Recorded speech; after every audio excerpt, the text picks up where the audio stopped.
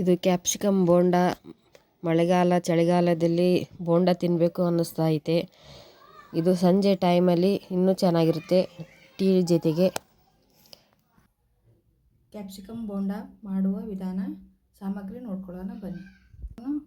ಜೀರಿಗೆ, tea spoon ajwain, ಚಿಟಿಗೆ soda, ಚಿಟಿಗೆ ಉಪ್ಪು, ಸ್ವಲ್ಪ ಉಪ್ಪು ರುಚಿಗೆ ತಕ್ಕಷ್ಟು, ಚಿಟಿಗೆ ಧನಿಯಾ ಪೌಡ್ರು, ಕಡಲೆ ಹಿಟ್ಟು ನಾನು ಜಲ್ಡಿ ಮಾಡಿ ಇಟ್ಕೊಂಡೀನಿ.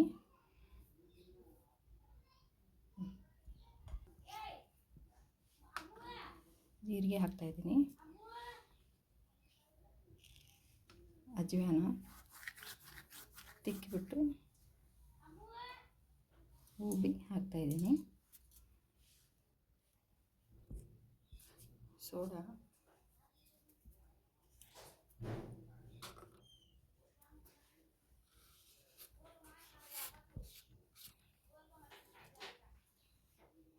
ಧನಿಯಾ ಪುಡಿ, ಉಪ್ಪು ರುಚಿಗೆ ತಕ್ಕಷ್ಟು ಉಪ್ಪು ಹಾಕ್ಕೊಂಡು ಕಲಿಸ್ಕೊಳ್ಳೋಣ.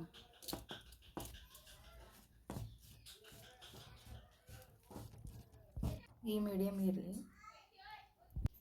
ಈ ಥರ ಬೇಕಿತ್ತು.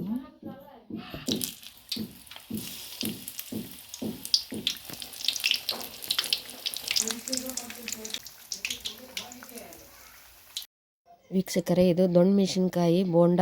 ಇದು ದೊಣ್ಣೆ ಮೆಣಸಿನ್ಕಾಯಿ ಖಾರ ಬರಲ್ಲ, ಸಪ್ಪೆ ಬರುತ್ತೆ. ಚಟ್ನಿ ಮಾಡುವಾಗ ಸ್ವಲ್ಪ ಖಾರ ಜಾಸ್ತಿ ಹಾಕ್ಕೊಳ್ಳಿ. ವೀಕ್ಷಕರೇ, ನೀವು ಟ್ರೈ ಮಾಡಿ ಹೇಗೆ ಬಂದಿದೆ ಅಂತ ಕಮೆಂಟ್ ಮಾಡಿ, ಶೇರ್ ಮಾಡಿ, ಲೈಕ್ ಮಾಡಿ.